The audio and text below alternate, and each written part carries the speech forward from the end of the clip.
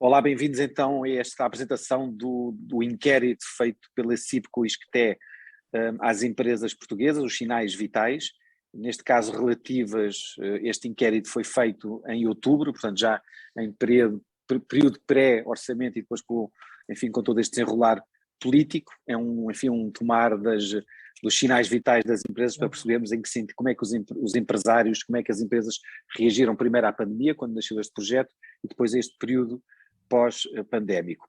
Como sempre, portanto, a apresentação é feita pelo professor Pedro Esteves do ISCTE, que vai fazer a apresentação, dos resultados que conseguimos obter, que segue depois a análise feita pelo vice-presidente da CIP, Óscar Gaspar. Eu passo então, desde já, a palavra ao Pedro Esteves, lembrando apenas que no final da intervenção feita pelo Óscar Gaspar haverá um período de perguntas e respostas, para o qual tem que se inscrever, ou mandam por escrito, ou levantam a mão, e passar-vos aí a palavra. Dr. Pedro Esteves, vamos a isso? Muito obrigado. Agradeço a passagem do testemunho e cumprimento todos os que estão presentes aqui, assim, de facto, nesta nossa reunião. Esclareço mais uma vez que o nosso estudo, que diz respeito, o inquérito foi lançado no dia 3 de novembro, e, portanto, diz respeito a alguns dados, de facto, de outubro e as perspectivas que os empresários têm já neste início de novembro. Está dividido em 3 partes, vamos caracterizar a amostra, perguntas do barómetro e expectativas face ao futuro próximo. São estes pontos em que se divide o estudo. Lembrar também só que é o 18º inquérito feito, com base, de facto, nas associações, que por sua vez, em articulação com a CIP, nos fornece os elementos, nos fornece as respostas que nós trabalhamos e apresentamos aqui assim hoje para vosso conhecimento. Começando pela metodologia e a amostra realizada, estamos a falar de 360 empresas, que corresponde a um erro amostral máximo de 5,2% para um intervalo de confiança de 95%. Começando pela caracterização da amostra, tal como tem sido, no fundo, uma prática, a indústria e energia representa 42% das empresas que responderam a este inquérito. Temos também, por outro lado, os outros serviços com 26% e o comércio com 13%. São estes os setores mais determinantes neste estudo. Em termos de dimensão, estamos ainda na caracterização da amostra, em termos de dimensão das empresas, estamos a falar de 76% são micro ou pequenas empresas.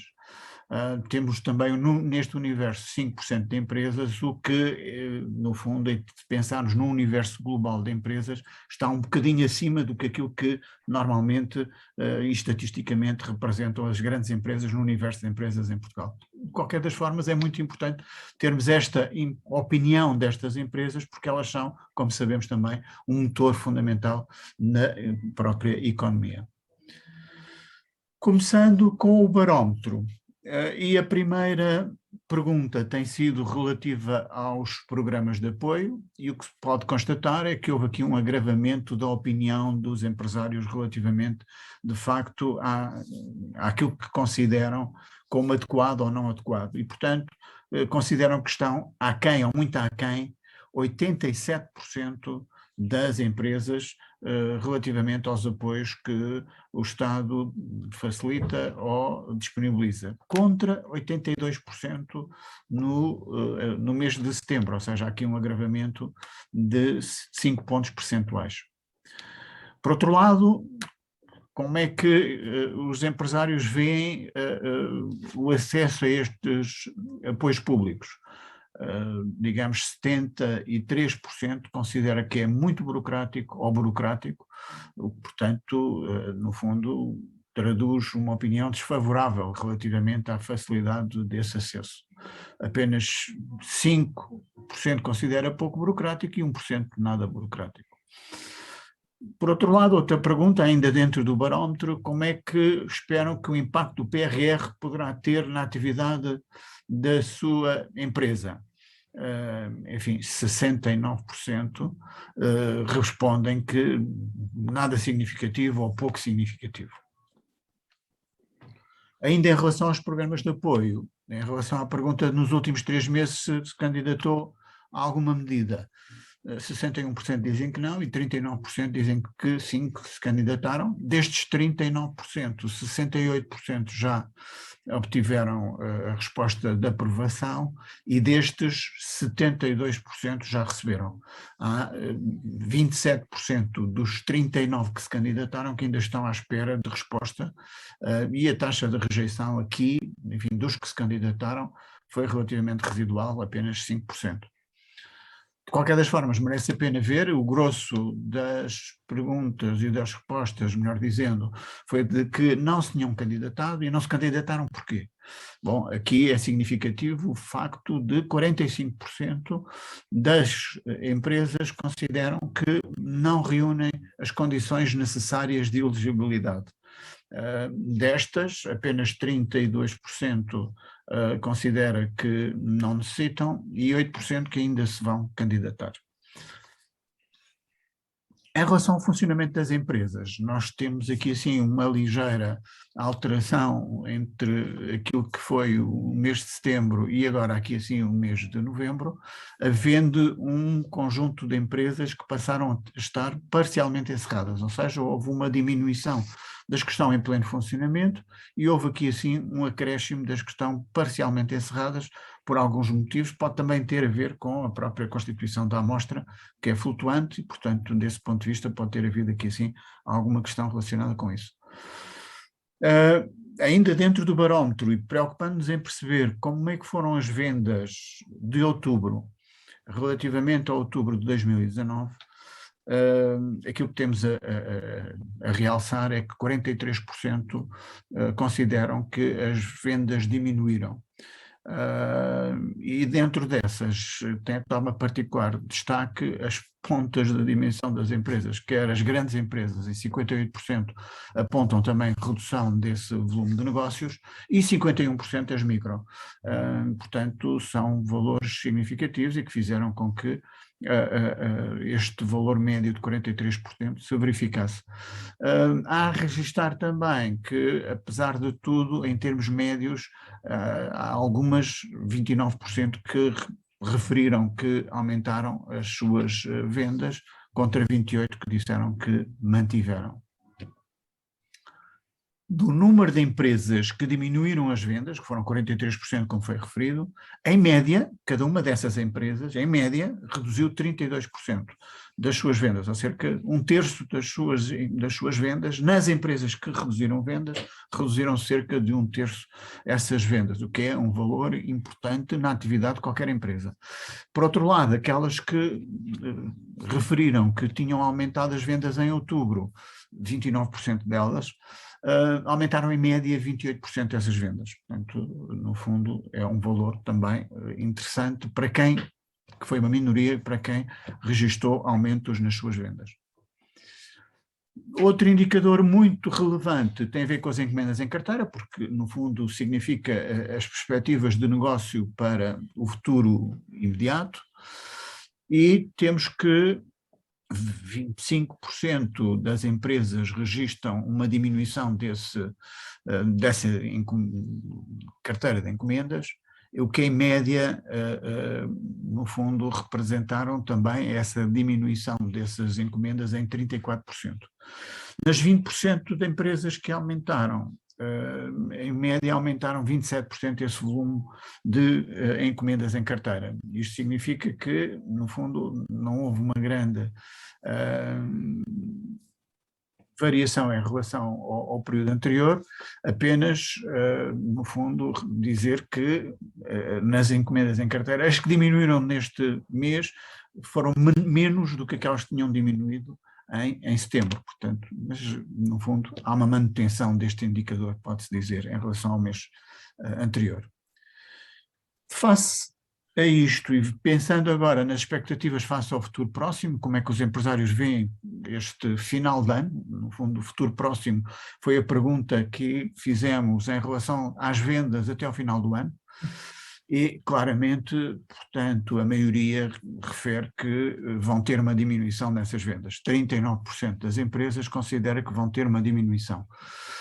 Dentro destas, mais uma vez, também já se verificava isso em outubro, nas grandes empresas 53% indicam que de facto vão reduzir, vão diminuir as vendas, e também as microempresas. Portanto, são aqui assim nos polos opostos que se verificam este valor maior. De qualquer das formas, há aqui uma dicotomia, porque nas grandes empresas também há 42% delas que dizem que vão aumentar. No fundo, ou diminuem, que é a maioria, a grande maioria está de facto em diminuir, mas também há um valor significativo que diz que há a possibilidade de facto de aumentar essas vendas até ao final de 2021. Nas que vão aumentar, estamos a falar nas que vão aumentar, 31%, e aumentam cerca de 23%.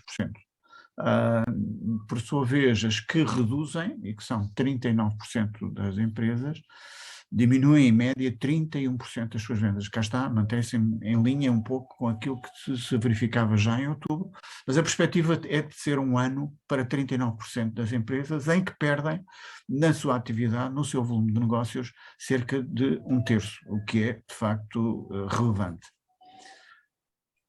Pensando também nos recursos humanos, que é outra das perguntas que nós costumamos trabalhar, no fundo verifica-se uma melhoria até ainda deste indicador, porque 80% das empresas consideram que os vão manter. Apesar das dificuldades, apesar de, como vimos, de muitas empresas considerarem que vão reduzir o seu volume de negócios, mas 80% considera que os vão manter. Estes valores são, no fundo, suportados mais pelas médias, pequenas e até as microempresas, onde, como sabemos, as micro têm poucos postos de trabalho e, portanto, normalmente até são os próprios, e por isso o valor de 87%. Registra-se apenas como realce também que há uma expectativa de evolução favorável de recursos humanos nas grandes empresas, 32% delas pensa que pode vir a aumentar este número de colaboradores que mantêm a atividade. Falando nisso, nas que aumentam, 12% das empresas pensam em aumentar em média, umas mais, outras menos, mas em média de 10% os recursos humanos. Agora, o que também é significativo é que a minoria de empresas que pensa diminuir esses recursos diminui em 24%, ou seja, 1/4 da sua força de vendas, enfim, é equacionada a hipótese, de facto, de diminuírem. Mas, de qualquer das maneiras, o que é realçar é que são os 80% das empresas que pensam em manter os seus postos de trabalho. No investimento, e pensando no investimento para 2022, porque no fundo o ano 2022 está aqui à porta, e para perspectivarmos aquilo que são as expectativas dos empresários em relação a isso, temos que a maioria pensa em manter, 47%, há 33% que pensam aumentar e só 20% pensa reduzir. O aumento deste investimento verifica-se sobretudo nas grandes empresas, onde a grande maioria, 58%, aponta para um crescimento do investimento, o que é favorável enquanto motor para a própria economia, se viermos a considerar que estes investimentos nas grandes empresas normalmente são aprovados com alguma antecedência e, portanto, alguns destes já estarão em fase de pré-implementação. Das que aumentam o investimento, em média, este investimento, portanto, são 33% das empresas, como vimos, aumentam em média 35%, e as que vão pensar diminuírem o investimento são 20%, e diminuem 43% em relação a 2019. Portanto, a pergunta era feita 2022 versus o ano de 2019. Como é que percebiam, de facto, que ia ser este nível de investimento? Estamos já na parte final e vamos também pensar e perceber como é que os empresários viram, quer no setor, quer depois à frente na região, como é que estes empresários pensam que o nível da atividade económica está em relação à própria pandemia. E há aqui uma evolução mais favorável entre setembro e novembro. Há 24% dos respondentes que considera que já atingiu, portanto, ou seja, que a recuperação do nível económico já foi atingida. Há também aqui, assim, alguns que ainda consideram que só será em 2023, mas manter-se praticamente residual esse valor. Já se formos para a questão da região, portanto aquilo era no setor, portanto, a opinião que tinham no setor, na região a opinião é ligeiramente mais favorável, ou seja, contra os 24% que já tinha atingido no setor, aqui na região, em novembro, apenas 12% consideram que já atingiu. De qualquer das maneiras, também há aqui uma ligeira melhoria, porque no mês passado, mês de setembro, consideravam que só 5%. Portanto, houve aqui assim uma evolução relativamente favorável em relação a esta perspectiva de que na região as coisas, enfim, apesar de ser ainda uma minoria, mas consideram que já atingiu o nível de atividade económica igual ou semelhante à anterior à pandemia. E, pela minha parte, neste momento é tudo. Ficarei disponível para responder às perguntas que acharem convenientes. Muito bem, obrigado, professor Pedro Esteves, pela apresentação destes resultados. Enfim, tem uma base que permite dar credibilidade ao inquérito, isto é, dar sustentação técnica à opinião dos empresários e, portanto, representatividade. Óscar Gaspar, vice-presidente da CIP, para o comentário. Óscar. Viva. Obrigado, André. Muito boa tarde a todas e a todos. Este, de facto, é, como disse o professor Pedro Esteves, já a 18ª edição deste trabalho que tem sido desenvolvido em parceria entre o Marketing Futurecast Lab do ISCTE e a CIP. Continuamos a pensar que é uma excelente forma de termos uma perspectiva do que é que pensam os empresários portugueses e também muito útil, não só em termos de análise, mas também em termos prospectivos da economia nacional. Eu, em relação aos dados deste mês, eu diria que há aqui 3 aspectos que merecem, sobretudo, a nossa atenção. Começar pelos aspectos mais positivos. Há aqui elementos muito positivos deste estudo e que merecem realce. Quer dizer, quando há 33% das empresas que espera aumentar o investimento em 2022 e espera não em termos marginais, mas em termos médios aumentar o investimento em 35%, quer isto dizer que temos que ter aqui esperança que as coisas para o ano vão correr melhor. E como disse o professor Pedro Esteves, as grandes empresas normalmente preparam-se com meses de antecedência, têm os orçamentos prontos e, portanto, quando dizem, são essas que dizem também boa parte, que vão aumentar o investimento no próximo ano, quer dizer, esse investimento vai acontecer.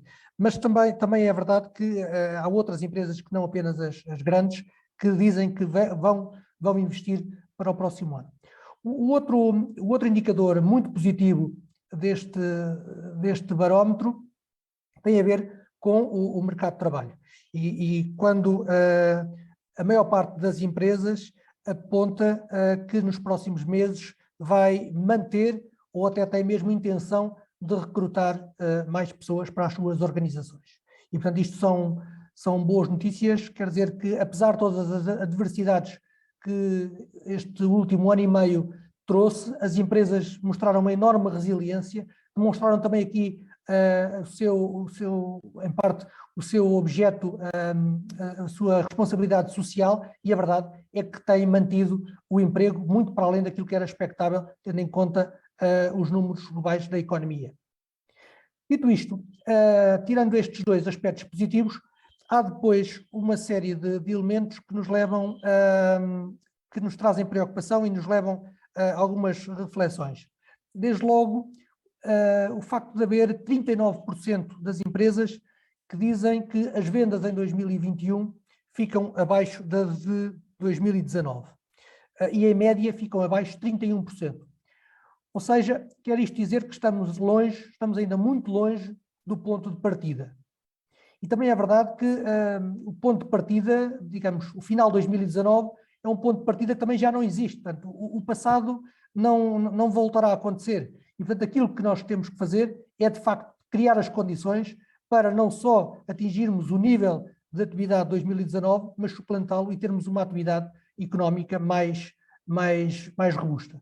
Eu diria que, enfim, quando dizemos que o PRR é o Plano de Recuperação e Resiliência, cada vez mais fica claro que o R não deve ser de recuperação, mas deve ser mais de reconstrução, de transformação da economia nacional, como aliás outros PRRs, outros Estados-membros também assumem. Este é um momento, de facto, de crescermos e de crescermos de forma diferente.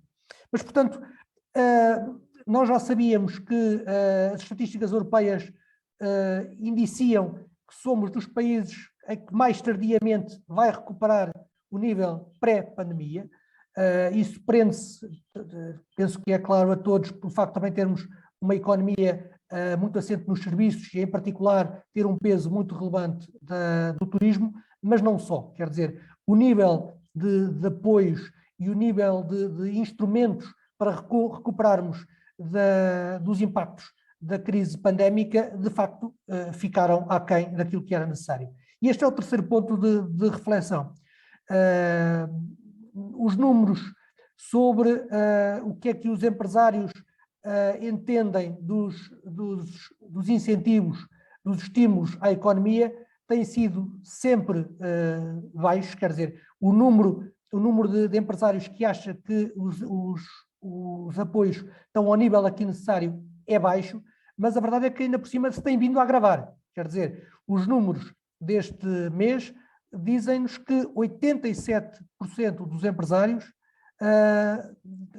dizem que os instrumentos de apoio ficam aquém ou muito aquém, e 30% dos empresários dizem mesmo que fica muito aquém daquilo que era necessário.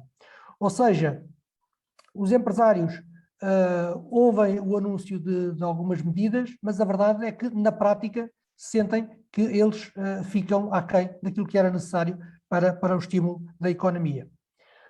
O outro número também muito preocupante, também a este nível, tem a ver com o PRR. E devem ter reparado que só 8% considera que o PRR tem impacto significativo ou muito significativo nas empresas. E, mais uma vez, estes 8% significam um agravamento em relação aos números do mês passado, em que eram baixos, mas havia 12% dos empresários a dizer que, apesar de tudo, achavam que o PPR ia fazer alguma diferença. Agora são 8%, ou seja, mais de 9 em cada 10 empresários acha pura e simplesmente que o PRR não vai ter nenhum impacto. Ora, isto é dramático, porque nós andamos há cerca de um ano a olhar para a Europa e a pensar que a bazuca será absolutamente relevante para nós sairmos do atual momento de crise. E não é isso que os empresários sentem. Ou seja, parece-nos que neste momento o PRR continua a ser algo no âmbito da esfera pública e que só as entidades públicas e os organismos públicos é que sabem exatamente o que é, para que é que serve, como é que vai ser utilizado. Penso que ainda estamos a tempo de arrepiar caminho em relação a esta matéria. O PRR tem que ser transparente para ser mais eficaz. Não pode ser um monopólio da esfera pública. As empresas e os cidadãos em geral têm que perceber exatamente de que modo é que este envelope excepcional que foi decidido em Bruxelas e bem apoiado pelo governo português, de que modo é que ele pode, por um lado, constituir uma alavanca para a economia nacional e, por outro, como disse há pouco, uma forma de transformar a própria economia nacional. Nós, já antes da pandemia, como todos sabemos, nós não estávamos a convergir devidamente com os outros parceiros da Europa, nomeadamente porque estávamos a ser, todos os anos, ultrapassados por outros Estados-membros. Isto não é aceitável que aconteça. E, portanto, temos também que fazer aqui arrepiar caminho e voltarmos rapidamente a um percurso de convergência. Dito isto, nós estamos em novembro, temos aqui previsivelmente 6 meses até haver a proposta de um novo orçamento, mais tempo até termos um orçamento aprovado, mas a verdade é que a vida não para, a economia não está suspensa e, de qualquer maneira, é muito importante que também a política económica não esteja suspensa.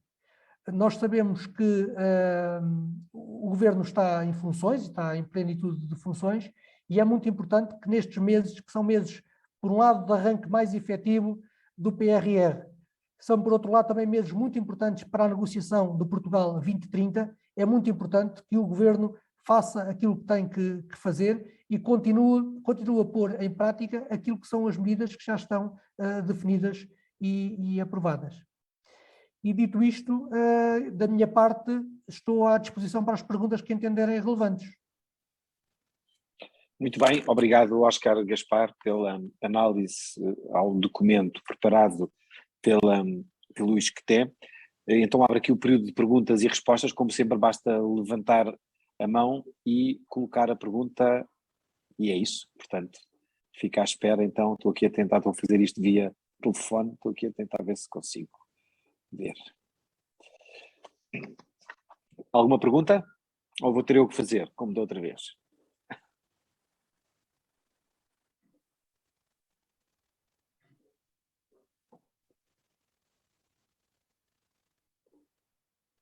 Óscar, não pode ser tão claro, senão não há perguntas.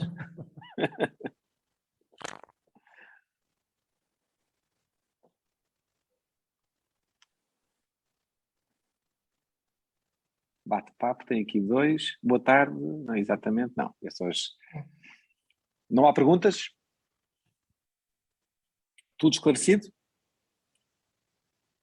Óscar, queres... Não, Isabel Patrício está a levantar a mão, sim. Tá?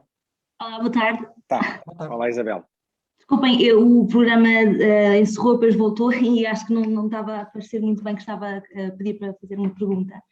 A senhora Ministra do Trabalho admitiu hoje o regresso ao teletrabalho se a situação pandémica piorar. Queria perceber da parte da CIP como é que vem esta possibilidade e o que é que estão a preparar nesse sentido. Obrigada.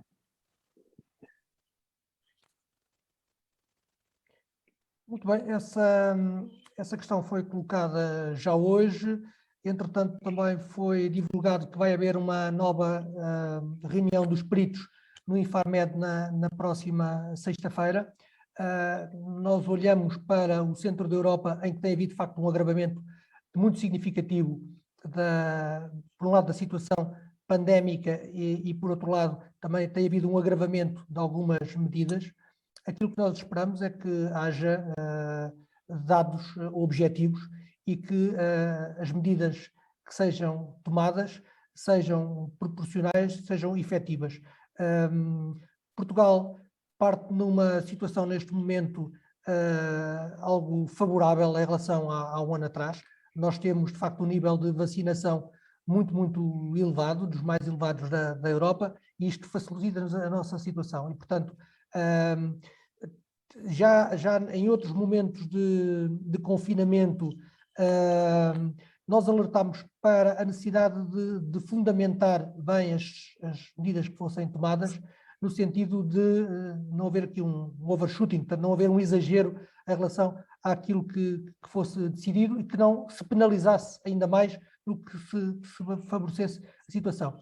Dizendo isto, no último ano e meio, penso que é claro para todos os portugueses que os locais de trabalho não foram ambiente de propagação da pandemia. Quer dizer, face à responsabilidade dos trabalhadores, face àquilo que foram as medidas também colocadas em prática por parte dos empresários, a disponibilização de equipamentos de proteção individual, o distanciamento social, a rotação de equipas, a verdade é que, mesmo a testagem em massa em muitos casos, a verdade é que foi conseguido que um excelente desempenho neste último ano e meio, como digo, e obviamente não quer dizer que não tivessem acontecido alguns casos, porque as pessoas andam nos transportes públicos, têm as suas outras atividades, mas a verdade é que houve uma contenção nos escritórios, nas empresas industriais, onde quer que fosse. E o impacto económico da crise foi absolutamente brutal o ano passado, portanto atingimos aquela recessão histórica de mais de 8%, com graves impactos também a nível do rendimento dos portugueses e em termos do esforço em termos públicos, e portanto aquilo que alertamos é faça-se aquilo que tenha que ser necessário, mas não se tomem medidas que elas próprias sejam mais penalizadoras do que ativamente medidas contra a Covid-19. Muito bem. A Maria Caetano também quer fazer uma pergunta. Maria?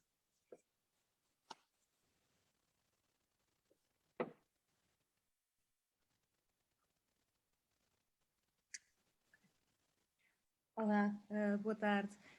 Uma vez que há pouco referiu a questão dos fundos europeus e da programação do 2030, e tendo a CIP e também outras confederações já manifestado a intenção de querer discutir essa programação brevemente, até como matéria da concertação social, queria perguntar-lhe o que é que espera, o que é que estão à espera em termos de calendário, mesmo para estas discussões, e já agora também relativamente a um outro tema que será discutido amanhã na concertação social, que é a questão do salário mínimo. Ainda hoje, e na imprensa, no Jornal de Negócios, vimos uma entrevista com o Sr. Presidente do Conselho Económico e Social a referir a possibilidade de as empresas quererem introduzir na discussão a possibilidade de haver algumas medidas de compensação para esta subida. Qual é a opinião que a CIP tem em relação a isto?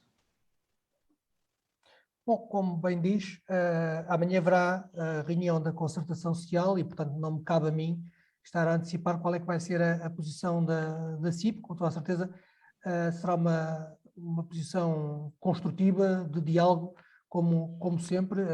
Aliás, aquilo que nós pugnamos é exatamente, por um lado, a valorização da concertação social enquanto tal, em termos institucionais, e por outro também a questão do diálogo. Só para lhe dar nota do seguinte, vamos lá ver, o problema do salário mínimo, em bom rigor, não se coloca, o que se coloca para as empresas em termos de gestão, em termos estratégicos, são os custos da contratação, se quiser. E, portanto, nesse sentido, aquilo que a CIP tem dito ao longo do tempo, e temos dito várias vezes também ao nível das propostas para os orçamentos de Estado, é que os custos de contexto são muito elevados para as empresas portuguesas. Fossem os custos para as empresas apenas e só, digamos assim, em termos latos, a questão dos salários, bom, e não haveria problemas, e seríamos, com toda a certeza, um país muito mais competitivo do que somos. A verdade é que, acima dos salários, vêm os encargos, e acima dos encargos vem toda uma panóplia de dificuldades administrativas, regulamentares, que essas sim acabam por penalizar as empresas. E, portanto, supondo que estamos todos alinhados no sentido de que é importante que haja um aumento dos salários em Portugal, porque penso que estamos todos de acordo, e aqui não há, com toda a certeza, diferenças entre os sindicatos e as confederações patronais. Nós, Portugal, não queremos ser um país competitivo pelos baixos salários. Não é isso que está em causa. Queremos ser, de facto, competitivos pela nossa capacidade empreendedora, pelo nosso trabalho. E, portanto, dito isto, temos que criar as condições para, por um lado, de facto, caminharmos no sentido de haver um aumento de salários, mas no sentido de esses salários poderem ser sustentáveis. Isso só se consegue com o aumento de competitividade, e isso só se consegue, de facto, pela tal redução dos custos globais para as empresas. Não sei se quereria também falar sobre a questão da programação do 2030. Sim, peço desculpa. Em relação à programação do 2030, tem toda a razão. As confederações patronais, semana passada, emitiram um comunicado conjunto dizendo que entendem que devem participar nesse debate, e não apenas para cumprimento também de qualquer tipo de procedimento que esteja legalmente previsto, mas porque, enfim, temos, de facto, propostas nesse sentido.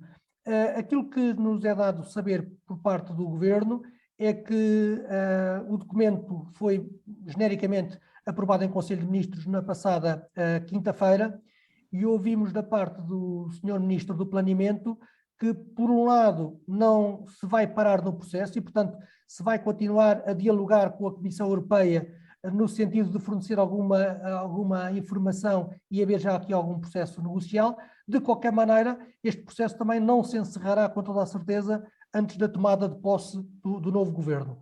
Ou seja, dá-nos aqui, eu diria, 3, 4 meses em que pode haver uma fecunda discussão em Portugal sobre o que é que deve ser o 2030. Nós temos os outros quadros comunitários todos de experiência. Penso que todos nós temos consciência do que é que correu menos bem, o que é que pode ser agilizado, de que forma é que os fundos comunitários podem ser postos mais a favor da competitividade nacional, e é isso que vamos fazer. Deixe-me também que lhe diga que há pouco falei do PRR. A determinada altura passou aqui uma ideia, não sei não sei exatamente onde é que surgiu, mas a verdade é que ficou na opinião pública esta ideia de que, bom, o PRR até se pode compreender que seja algo mais do setor público, mais infraestrutural, mas o PT 2030, esse sim tem que ser dedicado à competitividade das empresas.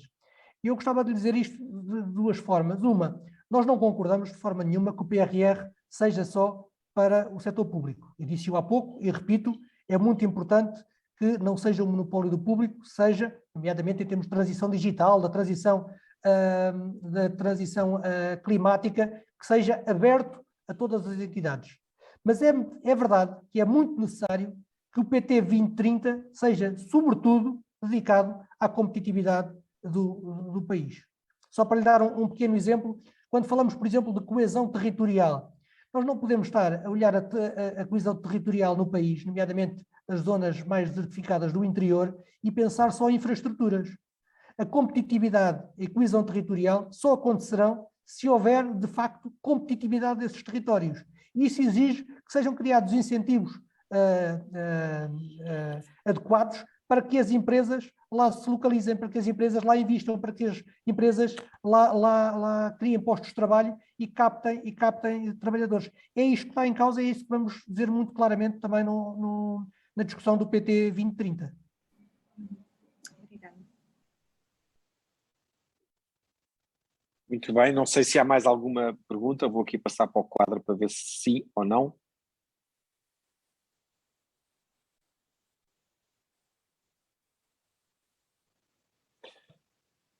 Até agora não. O professor Pedro Esteves quer acrescentar alguma coisa ao que foi dito, entretanto, enquanto aguardamos para ver se alguém quer intervir. Muito obrigado, André. Não, eu creio que a exposição do Dr. Oscar foi muito clara e objetiva e tocou os aspectos mesmo essenciais e, portanto, do meu lado, só estar disponível para se houvesse alguma questão, mas não tenho nada a acrescentar, de facto. Foi, de facto, muito relevante.